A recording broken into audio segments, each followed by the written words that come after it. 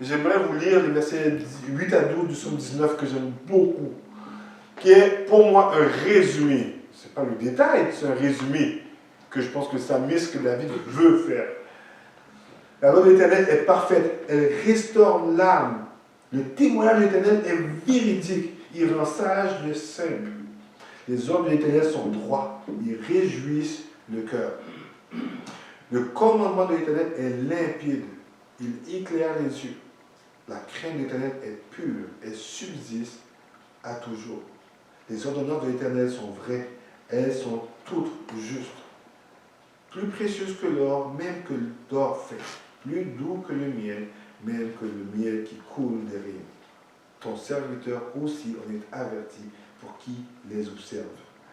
L'avantage est grand. Waouh!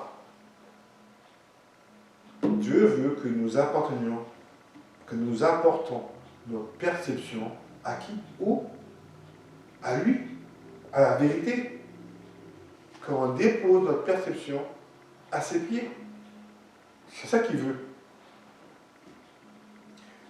Jésus dit dans le temps, quand il est dans le temps, après que les gens disent qu'ils veulent le suivre, okay, les gens nous rapportent, c'est vraiment beau là. Après ça, c'est des gens qui veulent le suivre. Après ça, il dit, Jésus dit alors aux Juifs qui avaient cru en lui, hein, si vous demeurez dans ma parole, vous êtes mes disciples. Vous connaîtrez la vérité et la vérité vous rendra libre. Maintenant, il faut que je donne ce commentaire-là. Savez-vous c'est quoi leur réaction? Ils disent, on est libre. On n'a jamais été esclaves. Ils ont oublié l'Égypte. Ils ont oublié tous les peuples qui les ont dominés. Ils ont oublié leur exil. Ils ont oublié que Rome, dans ce temps-là, en temps de Jésus, dominait sur eux. Leur perception est erronée. Et eux, ils croyaient que le Messie allait emmener Rome. Et ils disent qu'ils n'ont jamais été esclaves. Alors, comment ils peuvent comprendre qu'ils sont esclaves de leur propre péché? Mais Jésus est venu quand même rendre libre son peuple. Jean 14, 6, Jésus dit, « Moi je suis le chemin, la vérité et la vie. Nul ne vient au Père que par moi. » Donc on a un devoir de valider notre perception, malgré le ressenti. Donc, les émotions, les sentiments, là, maintenant on remet tout ça ensemble. Envoie-t-il un message véridique? On peut se poser la question, à me dire, je vous encourage à vous poser la question. Est-ce que ce que vous ressentez, émotion, sentiment, envoie un message véridique? Est-ce que c'est vrai? Est-ce que c'est vrai qu'aller à l'hôpital, ils vont me garder absolument, qu'ils veulent mon mal? Est-ce que c'est vrai que ma femme, quand elle me donne une soupe, c'est parce qu'elle me dérespecte et qu'elle ne m'aime pas? Tout le monde comprend? Est-ce que c'est vrai? Après ça, se poser, est-ce que c'est bon selon Dieu? Parce qu'après, ça peut être vrai, mais ça ne dit pas que c'est bon. Ça se peut que, oui, ils vont te garder aux ailes à l'hôpital, et c'est bon parce que tu es malade. Croyez-moi, je n'aime pas aller à l'hôpital. J'ai comme un genre d'allergie à l'hôpital. Mais est-ce que ça veut dire que c'est bon de ne pas aller à l'hôpital quand je suis malade? Non?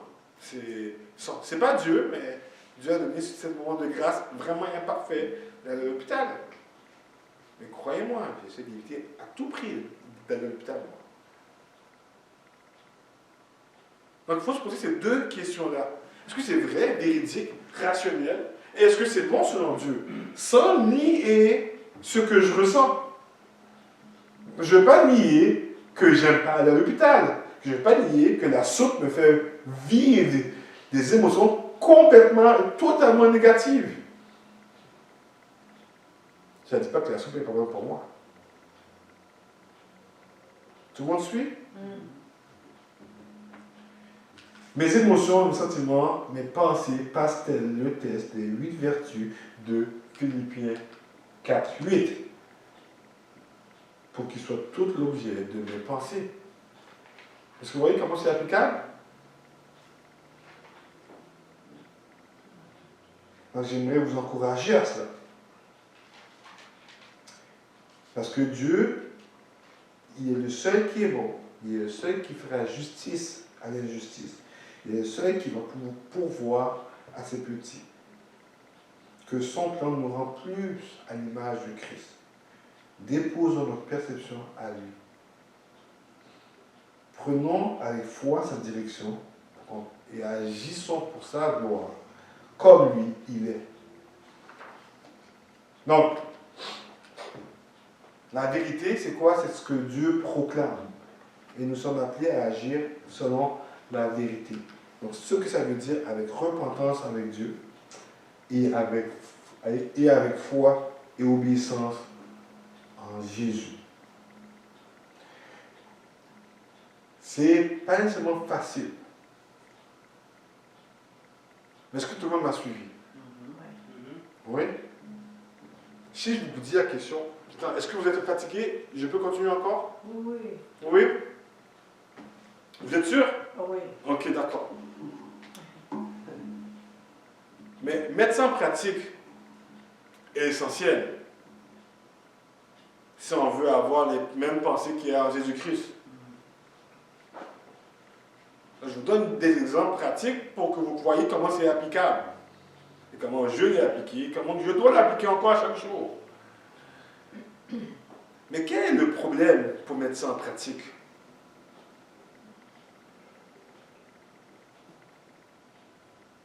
Le péché. Ah, c'est certain. Mais quel est le problème autre que le péché? C'était sa première réponse. Ok? Quel est le problème pour mettre ça en pratique? C'est toujours la perception. Oui, mais il y a une forme de perception en particulier qui est problématique. Que les actes des apôtres nous démontrent le contraire.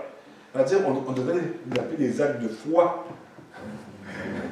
Ou les actes de l'église locale de foi. Parce que les actes des apôtres nous démontrent le contraire de ce que nous on vit à cause de leur foi. Et ils nous démontrent que certains ont failli. Une seule chose que je vous propose, à cause de la souffrance.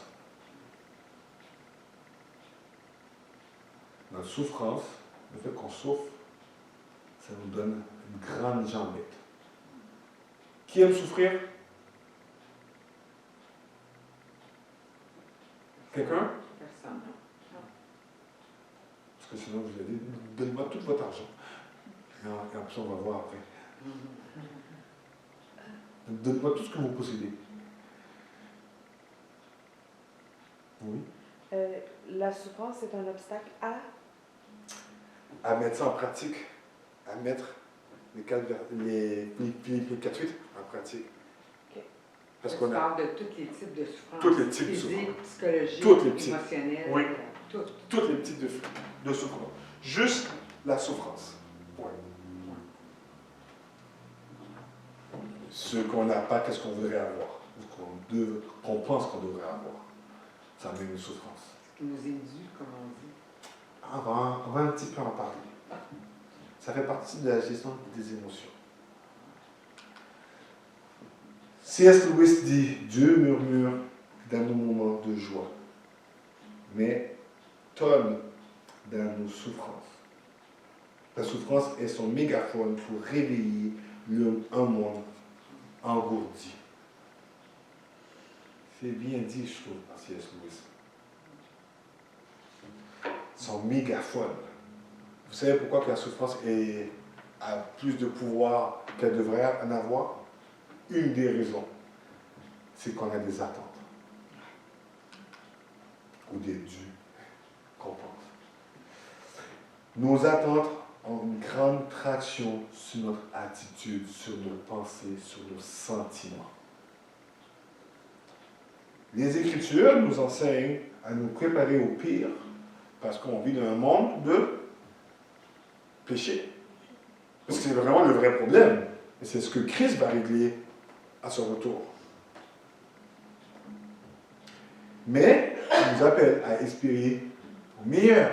C'est ce qu'on a de témoignage dans les livres des Actes des Apôtres. Donc, comme j'aime dire, les actes de foi des apôtres ou de l'Église. Donc nos attentes, nos espoirs ont un impact autant dans la paix que dans la souffrance. Maintenant, il faut bien comprendre c'est quoi une attente. Je vous donne la définition biblique. Attente, donc c'est une prévision des difficultés à être prêt à cela, à y faire face. Donc espérer, c'est attendre, s'attendre, compter sur, avoir une espérance. Et il y a beaucoup de textes qui en parlent. En hébreu, c'est yakal. C'est là qu'il y a le plus. La parole de Dieu comporte 67% de l'Ancien Testament. 67%? 67. J'ai oublié, mais beaucoup. Et un des psaumes que j'aimerais vous partager avec vous rapidement. Psaume 131. Très rapidement parce qu'il est court. Ok? Il y a 3 versets. Il est le dernier psaume qui parle d'espérance. Donc il fait la suite du psaume 129 et 130. Un autre, si je reviens, peut-être je précise sur ça. Je ne sais pas, mais c'est des très beaux psaumes. 129 qui parle d'abus, 130 qui parle de désespoir, et 131 c'est comme la fin de ce trio-là. J'aimerais vous montrer comment c'est important. Quantique des montées ou quantique des degrés, quantique des marches, ça dépend de ce que vous avez dans votre version de David. Donc c'est pour adorer, pour aller vers le temple pour l'adoration. Il y a beaucoup de Juifs qui chantaient de chez eux à Jérusalem en pèlerinage et après ça de Jérusalem vers le temple. Mais voici ce que ça dit. 3 versets. Éternel, je n'ai ni un cœur arrogant, ni des regards hautains. Je ne m'engage pas dans des questions trop grandes et trop merveilleuses ou bien trop élevées pour moi. David est en train de dire, Éternel, je ne me passe pas pour un autre. Il est en train de dire, je sais que j'ai des limites, que je ne suis pas Dieu. Ce qui est contraire de Ève, dans le jardin. Je sais que je ne suis pas comme toi. Ce qui va très bien à Philippiens 2, que quand Jésus est venu dans une condition humaine, une condition d'esclave. Ça résonne avec Isaïe 43, que l'Éternel nous a formés pour sa gloire. Donc David est en train de reconnaître sa distance qu'il y a envers Dieu et qu'il y a des mystères qu'il ne peut pas comprendre. Donc il ne se pense pas pour un autre. Waouh! Donc il ne se pose pas trop de questions trop grandes. Donc ça ne dit pas qu'il ne se pose pas de questions. Ça ne dit pas qu'il est paresseux intellectuellement. Ça veut dire qu'il sait sa limite et ses limites. Connaissons-nous nos propres limites que Dieu nous a données? Ou bien on veut toujours tout savoir, si on ne comprend pas, ça ne fait pas de sens. On ne peut pas tolérer de ne pas savoir.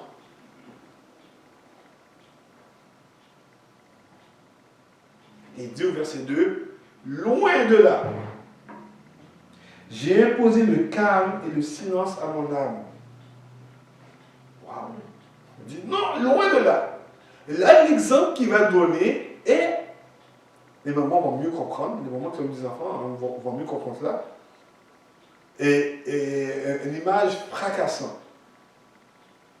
Loin de là, j'ai imposé le calme et le silence à mon âme comme un enfant sevré auprès de sa mère. Mon âme est comme un enfant sevré. Donc, il est en train de dire comme ça que non, je ne suis pas arrogant, je ne suis pas hautain, non, je suis comme un enfant, donc un enfant qui n'est plus un petit enfant, parce que le terme petit enfant veut dire bébé naissant. Non, il est comme un enfant sevré du sein de sa mère. Imaginez-vous, quelle est la nourriture parfaite pour un bébé? C'est quoi? Le lait. Le lait maternel. Bonne température, toujours accès, chaleur du sein, et en plus quoi? Le battement du cœur de maman, la voix de maman qui parle. Ça rappelle quoi? Quand tu es dans le ventre. C'est sécurisant. Vous ne connaissez pas des bébés qui, dès qu'ils sont découlés du sein, ils pleurent? Et que dès que vous les prenez, dès que maman apprend, tout d'un coup, là, ils arrêtent de pleurer? Bon, pas toujours automatiquement, mais... Ça vous dit quelque chose? La sécurité. Le lait, signe de sécurité et de nourriture, sevré de cela. Il est sevré de ce que l'enfant est sevré dans ce qu'il croit la plus importante, qui l'amène la sécurité. Il ne sait pas qu'il faut qu'il arrête, qu'il soit sevré pour qu'il puisse grandir. Il sait juste, je ne vais pas avoir la meilleure bouffe, meilleure température pour moi, accessible tout le temps et dans un contexte de très sécurité et confortable. David dit, non, moi je suis comme un enfant sevré. Est-ce qu'on prend compte de cela? Comme un enfant sevré, comme David. Mais il y a un détail ici dans le verset 2. Auprès de sa mère. Il est où? Cet enfant sevré? Il reste près de sa mère. Il n'est pas en rébellion. Comme un enfant sevré. Il n'est pas en rébellion. David prend cette attitude-là, qui n'a pas qu'est-ce qu'il croit la meilleure chose pour lui, mais qui reste près de sa mère. C'est l'attitude que David a. Est-ce que tout le monde comprend? Il n'est pas à l'aise. C'est un jeune forcé. David n'est pas à l'aise là. Il n'aime pas ça. Il dit non, j'ai l'attitude quand se... Donc, cette image-là est forte. Je ne sais pas si vous le voyez aussi là. Et il finit au verset 3 avec son but de cette image-là. Donc le verset 3 est le but de ces deux premiers versets-là. Comme dans le Cantique de Montée, le but du message est à la fin. Comme dans le Cantique des Cantiques, comme dans les chants, souvent, le but du message est à la fin. Quelques-uns, donc si vous venez demain, je vais vous dire, le but, il est en premier. Okay? Avant de commencer son chant. Il dit comme ça. Israël, attends-toi dès maintenant et à toujours. Le terme attends-toi, c'est yakal. Ou bien espère-toi. Ça se dit mal en français là. Donc c'est pour ça que la plupart des traditions vont dire attends-toi. Ou bien en hébreu, si vous aimez l'original, espère-toi. Ça se dit. Je ne suis pas bon en français, mais je sais que ma femme a fait non, je crois. Okay? Mais yakal, toi, espère en l'Éternel, dès maintenant et à toujours. Donc si vous croyez que Christ est venu sauver son peuple de ses péchés, comme dit Matthieu dans Matthieu 1, 21, et que vous avez fait le Seigneur Jésus, votre Seigneur et votre Sauveur, donc vous faites partie du peuple de Dieu, l'Église. Donc vous pouvez mettre votre nom à la place d'Israël. Et dire que j'espère, je m'attends à l'Éternel. En n'ayant pas ce que vous pensez que vous devez avoir. En n'ayant pas ce que pour vous, c'est signe de sécurité. Et pas vous croire pour un autre. Que l'Éternel s'occupe bien de vous. Waouh, hein? Ça frappe, non? 3 versets, hein? Et je vous dis pour de vrai la moitié de ce que j'aimerais vous dire en complet. 3 versets qui en disent long. C'est un résumé de ce qu'il a dit précédemment. Donc nos attentes nous créent de la souffrance. Comme David, mais il n'est pas hautain, par contre. Donc il n'en fait pas une obligation. Il en reste dans un désir. Il ne dit pas à Dieu, donne-moi ce que moi je pense qui est bon. Non, je ne comprends pas, mais je ne suis pas orgueilleux pour penser que je sais qu'est-ce que j'ai besoin. Non, mais je suis comme un enfant sevré par contre, auprès de sa mère. Il n'est pas loin, il reste auprès de l'Éternel. Mais il n'y a pas ce qui croit qu'il a besoin. Mais est-ce qu'un enfant qui tète tout le temps va pouvoir grandir bien?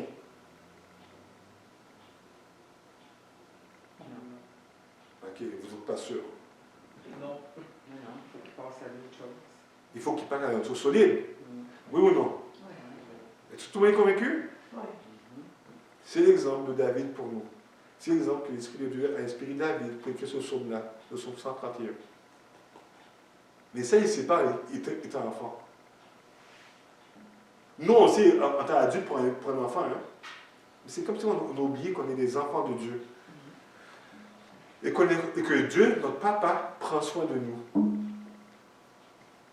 Tu sais, comme enfant, on voit un enfant pleurer, là, on dit, oh, il ne comprend pas. Il faut qu'il apprenne.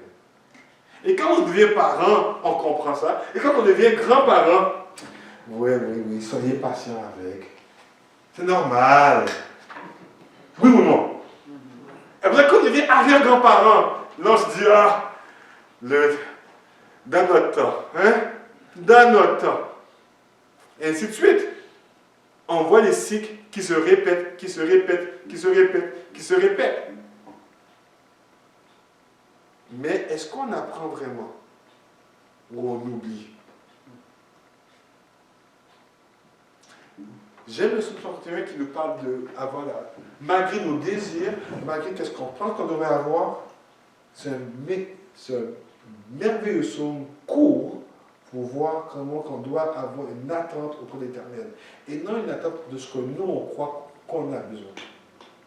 Ça fait du sens? Donc, je vous invite à aller le revoir. Donc, le psaume 131 fait une différence entre murmurer et se lamenter. Est-ce que vous avez un exemple de murmurer dans la Bible? Attendez-moi. Oups. Excusez-moi. J'ai peut-être un petit peu trop murmuré. Oui, c'est bon. Je ne vais pas vous voyez. Est-ce qu'on a un exemple dans la Bible de murmurer? Parce que là, David, c'est lamenter. Mais c'est quoi la différence entre murmurer et se lamenter? Le peuple d'Israël. Quel exemple, hein? Donc, moi, je suis dans mon temps avec Dieu le matin, je suis dans l'ombre. Donc, c'était plus fort que moi de ne pas vous donner des exemples de l'ombre que j'ai vu. Un d'entre eux. Juste un d'entre eux, parce que si vous lisez les nombres, ben, ça commence dans Exode, vous avez le terme murmurer plusieurs fois.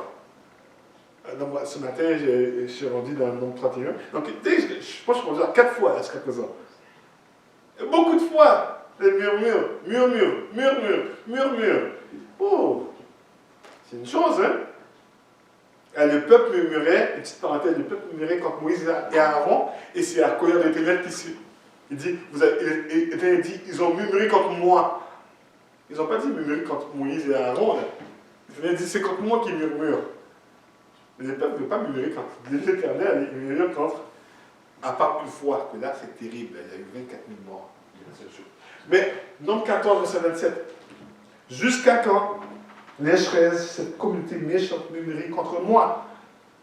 Juste ce verset avant, c'était les murmures contre Moïse et Aaron. J'ai entendu les murmures des fils d'Israël qui murmuraient contre moi. Waouh! Murmure. C'est quoi murmure? Grogner, se plaindre, murmurer, avoir de l'obstination. Il y a deux termes qui sont utilisés pour cela. Le verbe et le nom. Est-ce que parfois on murmure au lieu de se lamenter? J'aimerais vous faire la différence. Mais Paul utilise un des exemples. Dans 1 Corinthiens 10, 10, verset 10, et qui ne s'apparaît pas la référence ici, mais c'est 1 Corinthiens 10, verset 10 à 10, verset 10, 10.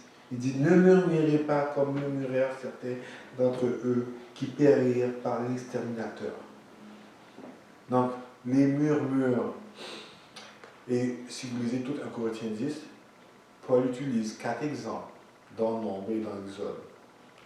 Comment le peuple a désobéi à l'Éternel. Il dit, c'est pour notre instruction. Donc si, entre le Nombre et Paul, il y avait plus de 2000 ans, entre Paul et nous, il y a aussi plus de 2000 ans. Il y a environ 2000 ans. Donc, c'est aussi pour nous aussi. C'est aussi applicable à nous. Si l'histoire d'Israël est applicable pour les Corinthiens, les Grecs. Et c'est aussi à nous aussi, désormais, ceux qui vivent dans l'Amérique du Nord. Êtes-vous d'accord avec ça? Maintenant, c'est quoi la différence entre les deux? Les lamentations, entre murmurer et lamentation. Là, je vous ai écrit toutes les psaumes de lamentation. Ok? C'est une gestion de souffrance que l'Éternel donne. Comment on peut gérer la souffrance? Maintenant, il n'y a pas une manière de gérer la souffrance. Il y a des façons de gérer la souffrance. J'aime beaucoup les psaumes. Si Jean-Philippe vous l'a dit, vous ne l'a pas dit, j'aime beaucoup les psaumes. Énormément les psaumes, personnellement. Je trouve qu'on n'étudie pas assez. JP, il enseigne les psaumes à parole de vie. J'aime beaucoup les psaumes. Parce que les psaumes ne sont pas écrits pour rien et pas dans l'ordre pour rien non plus. À mon avis. Mais, fermons cela. Vous avez plusieurs psaumes que je les ai mis en ordre, de lamentation collective et personnelle. Il y a aussi Job, l'histoire de Job. L'homme est né pour la peine, comme des étincelles, s'élève pour voler. Pour moi, voici ce que Job dit dans sa souffrance. Je rechercherai Dieu, et c'est à Dieu que j'exposerai ma cause. Ne pas se lamenter auprès d'autres ou auprès de soi-même, c'est ce qui fait une différence. Murmurer, c'est se lamenter sur soi-même ou sur d'autres. Se lamenter, c'est pas ça. Se lamenter, c'est d'aller à Dieu avec notre souffrance. Ce qui est différent. Avant d'arriver dans des exemples, comment pratiquement prendre un psaume de lamentation, il y a des exemples. David qui crie et qui est abattu dans le psaume 61. On n'a pas le temps de les lire, j'avais prévu de les lire, mais on n'a pas le temps de les lire, mais vous avez des références. Okay? Les fils de Corée qui parlent beaucoup de l'état d'abattement. Ça veut dire le psaume 40, 42 à 44. C'est vraiment lourd. On va voir un dedans aujourd'hui. Il y a Asaph dans sa détresse dans son 77. Et demain, si Dieu veut, je vais parler d'un des psaumes de. Oups, c'est pas bon. Okay. Je vais parler d'un des psaumes d'Asaph. La prière du malheureux abattu qui crie à Dieu, psaume 102. David qui est dans la détresse et abattu, psaume 142. Waouh, c'est partout là. Les textes d'adaptation, c'est un des textes qui est le plus dans la parole de Dieu. Pourquoi? On vit dans un monde de péché. Un monde de souffrance. Attends, est-ce que les... Oui? Donc la lamentation, c'est d'apporter la souffrance à Dieu. À Dieu. Donc, un jour, si vous n'êtes pas tanné de moi, je vais venir vous prêcher de l'un des psaumes qu'on prêche le moins, qui fait partie de mes grosses thèses pour le doctorat, le psaume 88. C'est rare de voir des pasteurs qui prêchent sur ça, parce qu'il est lourd. Parce que pour de vrai, il n'y a pas de fin positive comme toutes les autres psaumes. Il n'y a pas de fin de Hollywood. Donc, c'est le dernier psaume du troisième livre des psaumes. Donc, il y a un contexte bien dans le troisième livre des psaumes. Demain, je vais dire une phrase dessus, une ou deux maximum. Ok? Mais pour vous titiller, allez. Il n'y a pas de fin positive dans le psaume 88. Il est lourd, il est dépressif. Je l'utilise en cantine biblique, mais il est waouh qui est beau. Waouh qui est vrai. Si vous avez quelqu'un qui est en phase terminale, qui se plaint, vous pouvez ouvrir son 88 et lire. C'est biblique, on peut aller à Dieu avec. Et vous voyez, si vous livre, c'est vraiment lourd. Un jour, si Dieu m'invite encore, puis je vais pouvoir vous prêcher sur son 88.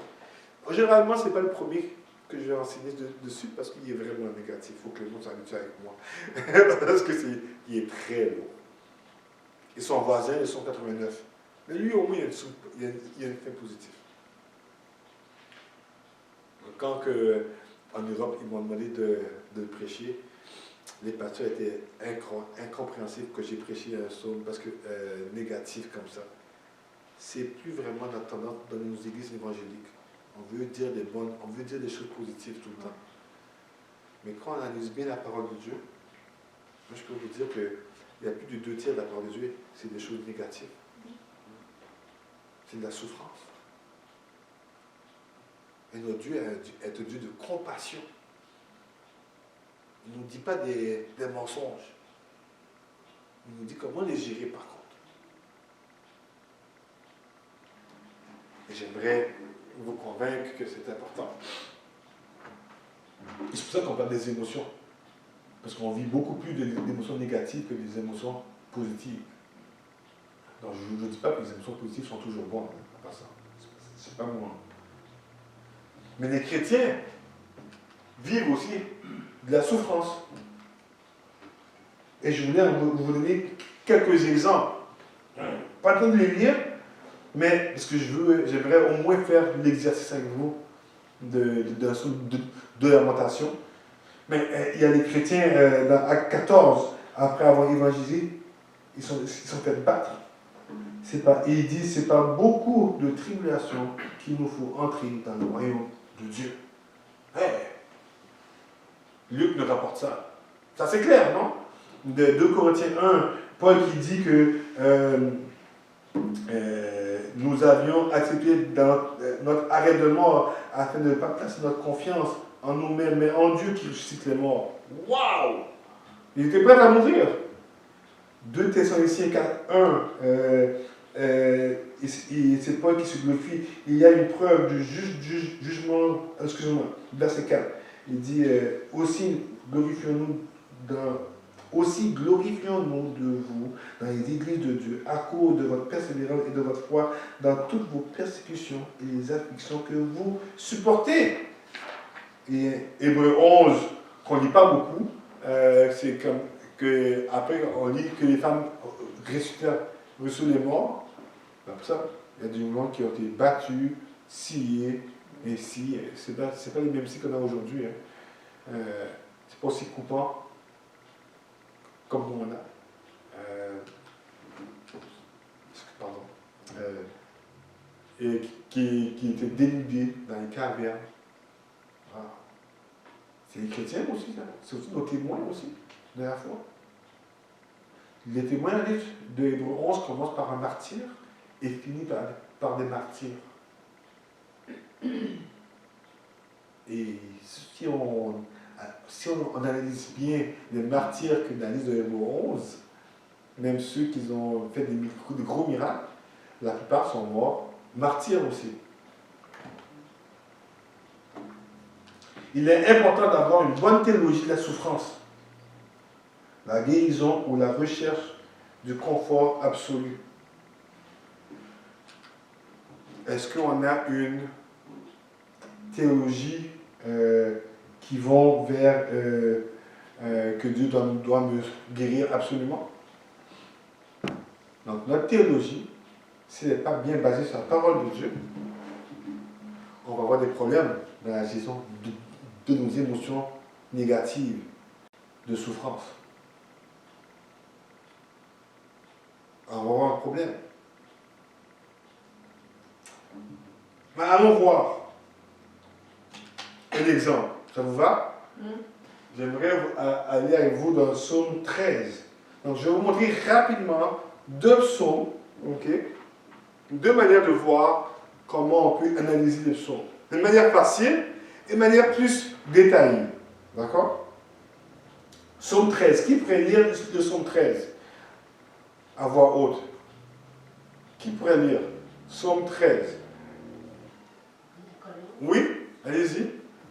Jusqu'à quand, l'Éternel, m'oublieras-tu sans cesse? Jusqu'à quand me cacheras-tu ta face? Jusqu'à quand aurai-je des soucis dans mon âme et chaque jour du chagrin dans mon cœur? Jusqu'à quand mon ennemi s'élèvera-t-il contre moi? Regarde, réponds-moi, Éternel, mon Dieu. Éclaire mes yeux, afin que je ne m'endorme pas dans la mort, afin que mon ennemi ne dise pas, je l'ai vaincu, et que mes adversaires ne soient pas dans l'allégresse si je chancelle. Mais moi, j'ai confiance en ta bonté. Mon cœur est dans l'allégresse à cause de ton salut.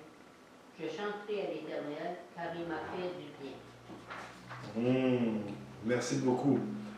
Vous avez juste oublié la première partie qui est importante à mon avis, au chef des cœurs, sous de David. Ça nous indique, c'est un chant, une prière qui a été adressée, qui était écrite pour être chantée comme adoration dans le temps. Donc, on est dans une société qui n'aime pas les émotions négatives. Hein.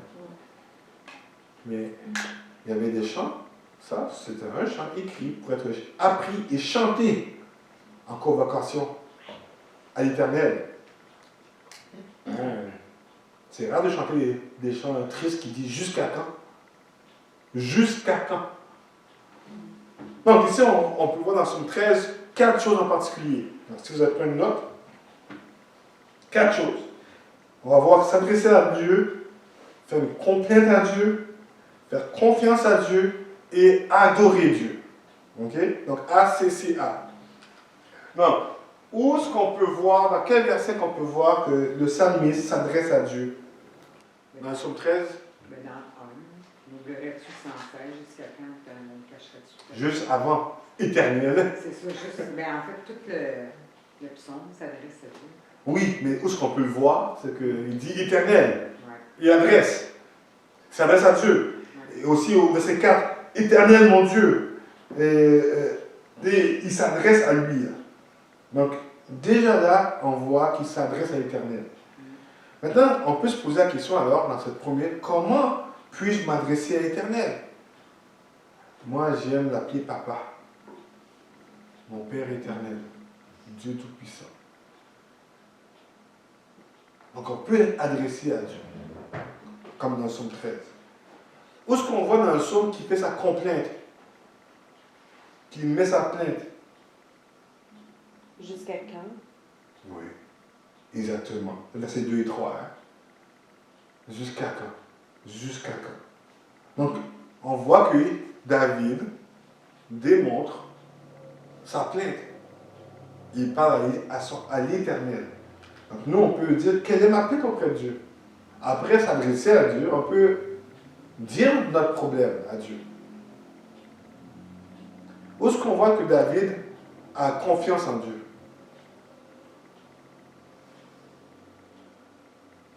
Mais il enseigne, j'ai confiance en ta volonté, dans ton allégresse en ton cœur. Amen. À cause de ton salut. À cause de ton salut.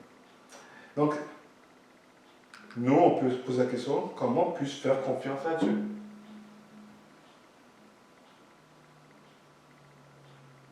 Comment je peux me rappeler et agir en ayant confiance à Dieu? Mais en se rappelant ce qu'il a fait dans notre vie. Amen. Amen. On oublie, hein? Des fois, on minimise parce que ça n'allait pas notre souffrance. Et on ne peut pas dire que tu as vécu tout, parce qu'il a tout vécu en tant qu'homme. Fait qu'il nous comprend. À vrai dire, il a vécu plus que nous. Oui, plus que nous. Parce qu'il est la seule personne qui a vécu de l'injustice qu'il ne méritait pas. Effectivement. Et c'est la pire que jamais personne, aucun autre humain pourra vivre. Donc ici, il est beaucoup plus que nous. Qui de mieux pour nous comprendre que lui? Exactement. Mais le psaume 13 finit pas là. Le psaume 13, on voit qu'il y a une adoration à Dieu.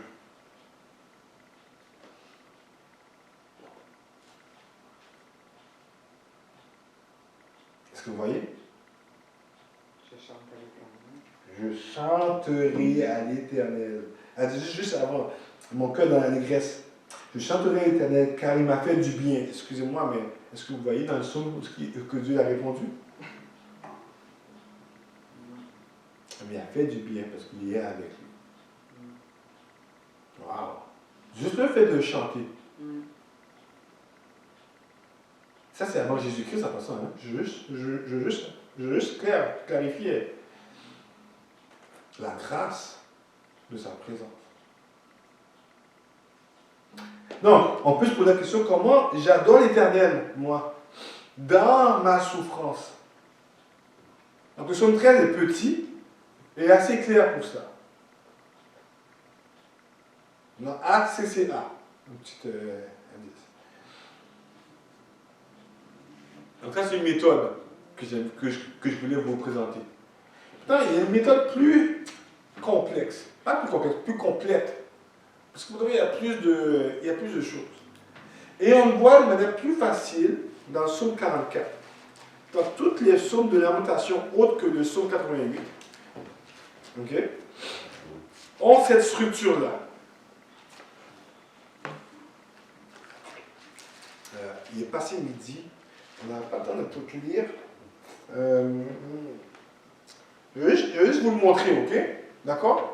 Mais je voulais faire au moins un, mais j'ai fait le plus petit, le psaume 13. Mais j'aimerais vous montrer le psaume 44. Il y a aussi une partie de s'adresser à Dieu. Et on peut poser la question, comment puis-je m'adresser à Dieu comme le psaume 13? Et il y a une partie de faire confiance à Dieu aussi. Comment puis-je faire confiance à Dieu?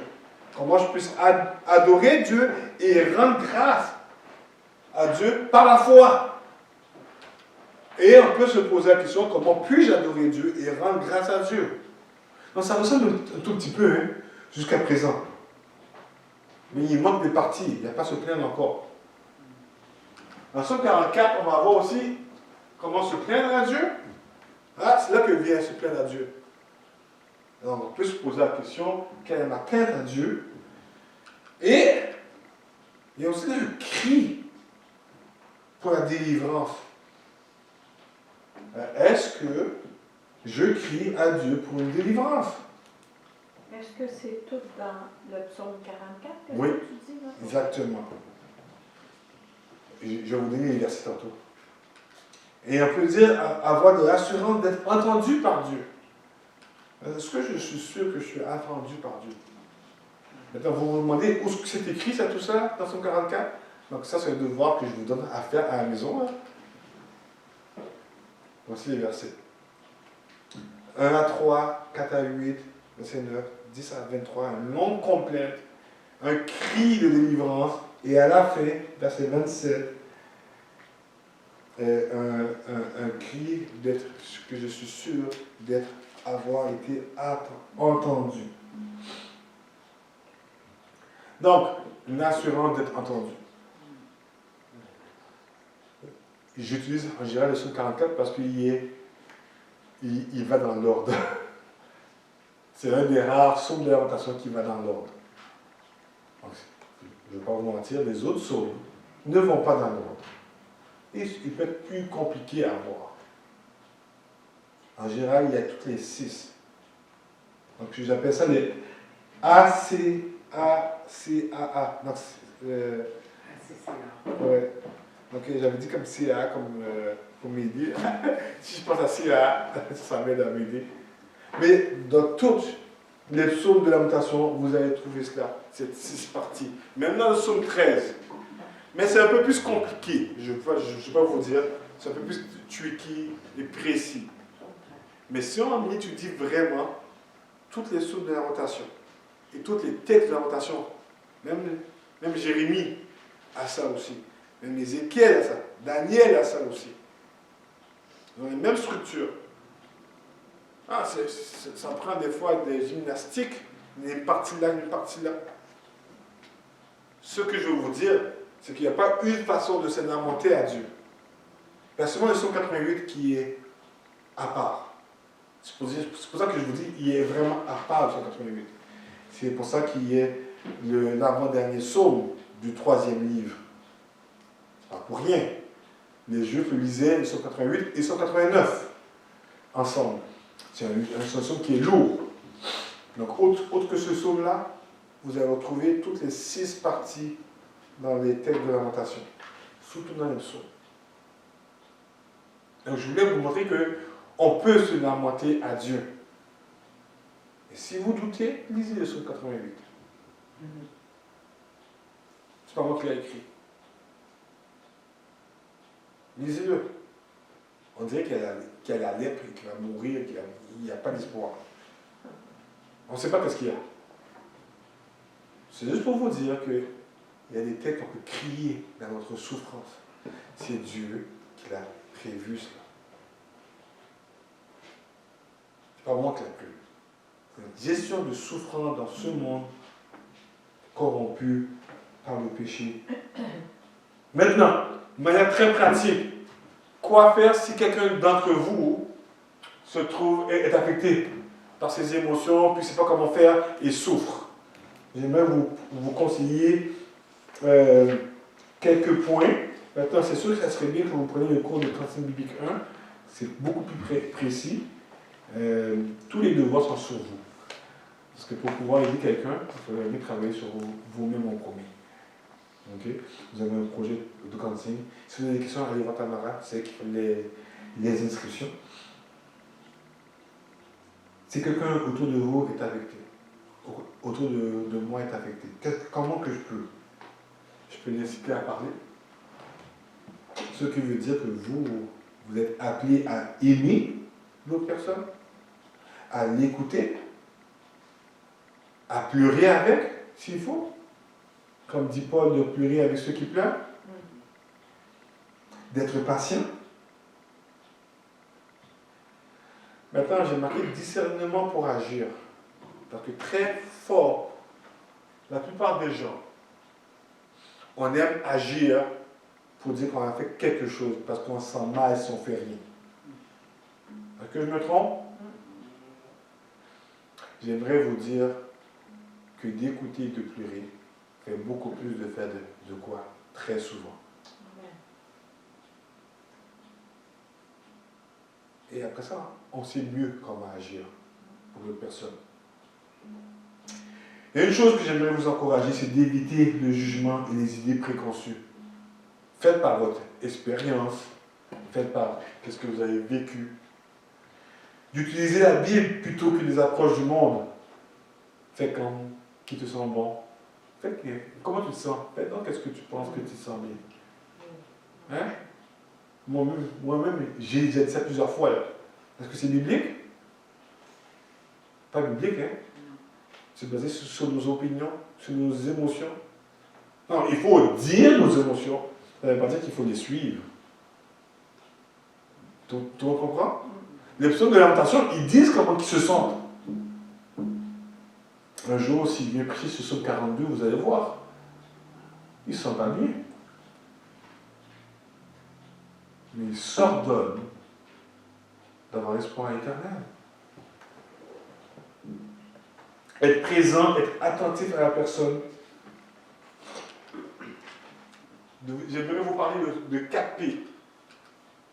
4 P que j'ai pris dans un livre. C'est le livre, je voulais vous parler. Ah oui, Michael Nett écrit un livre qui s'appelle Crosstalk. Ceux qui savent lire en anglais, Crosstalk. Il a été traduit en français par En Contact. Donc lui, il parle de 3 S. Saint, Sufferer, Sinner. J'ai développé en 4 P. Parfait, peiné, pécheur, pardonné. Ok? C'est de lui que je me suis inspiré pour faire 4 P. On est parfait en Christ. Et souvent on oublie. On est peiné, on vit dans un monde peiné par le péché. Notre péché, le péché à cause d'Adam et Ève, et le monde, le péché du monde qui nous influence. Non, on a des souffrances partout. Et nous aussi, on pêche aussi. Et on est pardonné à cause de Christ, quand on a remis notre confiance en Christ. Donc, de rappeler ça à la personne, son identité. Si quelqu'un autour de moi est affecté, accompagnez-le pour faire un bilan de santé. Être attentif aux autres facteurs environnement. Faire un bilan et réaliste pour faire face aux situations. Chercher une redevabilité, un terme qui disparaît vraiment en français, mais qui est utilisé au terme comptable, mais d'être les uns les autres dans l'église locale. Donc, si je suis affecté, moi, la même chose. Cherchez à vous rappeler que vous êtes parfait en Christ, qu'on vit dans un monde peiné, que je pêche aussi, mais que Christ m'a pardonné. Amen. Donc les 4 P sont importants pour faire face. Être accompagné pour un bilan de santé et un bilan spirituel. Être attentif aux autres facteurs qui nous environnent. Faire un plan biblique et réaliste pour faire face aux situations, mais aussi aux mensonges qu'on a. Chercher une redevabilité dans l'église locale, malgré que l'église était parfaite et qu'il y a des gens qui vont nous faire mal. Christ a créé l'église, sa famille, pour qu'on puisse grandir ensemble. Le projet de changement, c'est dans l'église locale. J'aimerais vous finir avec 2 versets, dont un que Dieu a étudié suite à ma conversion pour le ministère. 2 Corinthiens 4, 8 et 9. C'est le passage que, au début de ma conversion, quand j'ai senti l'appel d'aller dans le ministère, c'est ce passage-là qui m'a vraiment soutenu. Nous sommes pressés de toute manière, que dit Paul, mais non écrasés. Désemparés, mais non désespérés. Donc, pressés, mais non écrasés. Désemparés, mais non désespérés. Persécutés, mais non abandonnés. Même abattus, mais non perdus. Tout ça, c'est pour l'évangile, à cause de Christ. Donc, avoir une doctrine de mouvement, dans ce quoi le terme de mouvement, j'ai pas mémoire. Hein? Oui, le mouvement de cause, merci. Une chose qui m'a pas avec moi. D'avoir une doctrine qui ressemble au mouvement de prospérité. J'aime pas ça dire l'évangile de prospérité parce que c'est pas un évangile. C'est pas une bonne nouvelle, c'est pas la bonne nouvelle. Non. Le mouvement de prospérité. Ça va donner des problèmes. C'est pas qu'est-ce que dit la parole de Dieu. C'est ce que dit le monde. C'est pas qu'est-ce que dit la parole de Dieu. C'est ce qu'on aime entendre. Mais c'est pas ce que dit la parole de Dieu. Paul ne dit pas ça dans 2 Corinthiens. Est-ce que j'ai mal lu? Non. Allons voir qu'est-ce que Jésus nous dit dans Jean 16, 33, juste avant qu'il prie pour ses disciples et qu'il prie pour nous. Parce qu'il prie aussi pour nous dans Jean 17. Il dit, je vous dis ces choses. Donc il leur dit, juste avant, que les apôtres, que les disciples vont les laisser. Les apôtres vont laisser Jésus tout seul. Il dit, mais je ne suis pas tout seul. Mais il dit, je vous dis ces choses afin que vous ayez la paix en moi. Pour pas qu'ils soient troublés. Et puis là, il lui donne une promesse. Là, c'est Jésus, notre Seigneur Jésus, notre Sauveur Seigneur, qui nous donne une promesse. Et vous aurez des tribulations dans le monde. Est-ce que ce n'est pas assez clair, cela? Donc, si quelqu'un essaie de vous dire que non, le monde n'est pas supposé, vous n'êtes pas supposé vivre des tribulations, des problèmes, c'est pas biblique. Je peux vous dire, c'est pas biblique. Je vous relis qu'est-ce que Jésus dit à ses disciples. Vous aurez des tribulations dans le monde.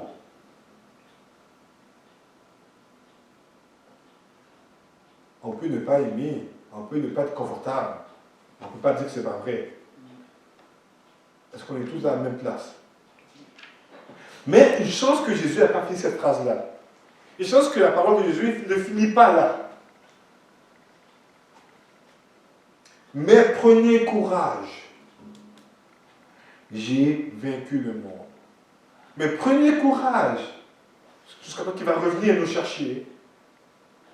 J'ai vaincu le monde. Donc là, il nous dit exactement sa mission sur terre. Il est venu pour vaincre le monde, mais pas la manière que nous on pense peut-être. Il est venu vaincre le péché. Il est venu nous donner une espérance en lui. Il nous dit de prendre courage. Donc ça c'est comme dans la Deuxième Guerre mondiale. Je ne pense pas que personne ici est assez vieux pour cela. Avant que la guerre finisse avec Hitler,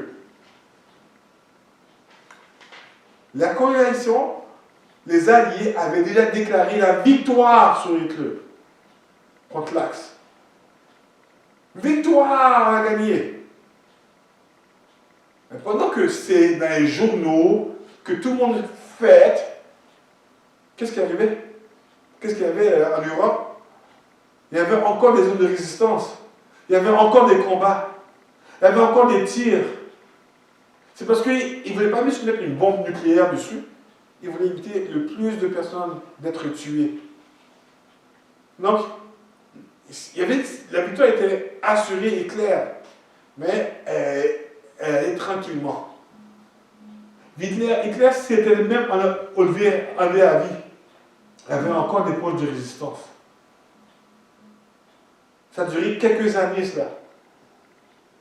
Avant l'éradiquement. Mais il y avait déjà la proclamation, déjà. On a gagné. Mais il fallait continuer le combat pareil, là. C'est une image imparfaite de ce que nous, chrétiens, nous vivons. Le combat est déjà gagné. On vit le combat, que la guerre est déjà gagnée. La guerre est déjà gagnée. C'est clair. On vit le combat jusqu'à la fin. Mais j'aimerais nous encourager à cela. D'amener nos émotions à la vérité. La parole de Dieu. Parfaite et complète. J'espère que je vous ai convaincu à cela. Amen. Est-ce que je peux prier? Et s'il y a des questions, je pourrais prendre le temps. Excusez-moi, j'ai dépassé le temps. Hein. Si je posais, il m'avait dit midi. J'ai dépassé le temps, excusez-moi. Papa éternel, c'est difficile, Père, de ne pas se laisser guider par nos émotions ou de ne pas les mettre de côté complètement. On a une tendance naturelle d'aller faire les deux extrêmes. Et nous, Père, à les amener à toi, à la croix. À la croix que tu as pourvu pour nous. Que Christ est mort, mais pas juste mort, il est ressuscité. Et Papa éternel, nous, à chaque jour, chaque instant, de se rappeler, d'avoir dans nos pensées toute chose qui est pure, juste, aimable, vertueux, digne de louange, digne d'adoration. Pour ta gloire, Papa. Que ça puisse nous aider à faire le choix de comment on réagit avec ce qu'on vit. dans notre perception, dans notre réalité. De vérifier ce qui est vrai et ce qui est bon à tes yeux. Aide-nous, Père, à faire ça chaque instant, à s'encourager les uns les autres, par ta parole, par ta vérité. Au nom de ton Fils qui est vivant, qui va revenir, et qu'on attend. Amen. Amen.